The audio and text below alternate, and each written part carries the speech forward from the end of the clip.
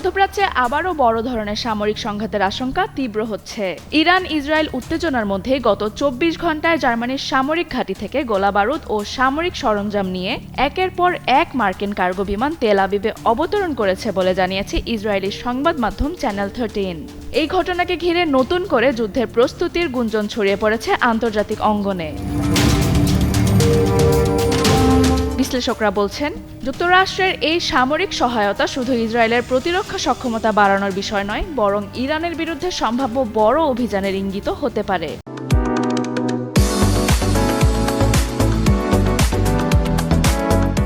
এমন পরিস্থিতিতে পুরো মধ্যপ্রাচ্য জুড়ে বাড়ছে উদ্বেগ, কূটনৈতিক অস্থিরতা এবং যুদ্ধ ছড়িয়ে পড়ার শঙ্কা। ইসরায়েলি সংবাদ মাধ্যমের প্রতিবেদনে বলা হয়েছে, ইরানের বিরুদ্ধে পুনরায় যুদ্ধ করার প্রস্তুতির অংশ হিসেবেই এই গোলাবারুদ ও সামরিক সরঞ্জাম পাঠানো হয়েছে। ইসরায়েলের প্রতিরক্ষা মন্ত্রণালয়ও নিশ্চিত করেছে, যুক্তরাষ্ট্র ও জার্মানি থেকে একাধিক সামরিক কার্গো বিমান দেশটিতে পৌঁছেছে। তারা জানিয়েছে, এসব সামরিক সরঞ্জাম ইসরায়েলি সেনাবাহিনীর অপারেশনাল প্রস্তুতি আরও শক্তিশালী করতে ব্যবহৃত হবে। এতে ধারণা করা হচ্ছে, ভবিষ্যৎ সংঘাতের জন্য নিজেদের প্রস্তুত করছে ইসরায়েল। এদিকে হোয়াইট হাউসের সাংবাদিকদের সঙ্গে কথা বলতে গিয়ে মার্কিন প্রেসিডেন্ট ডোনাল্ড ট্রাম্প বলেন, তারা ভাবছে আমি ক্লান্ত হয়ে যাব কিংবা চাপে পড়ব, কিন্তু এখানে কোনো চাপই নেই, আমরা পূর্ণাঙ্গ বিজয় অর্জন করতে যাচ্ছি।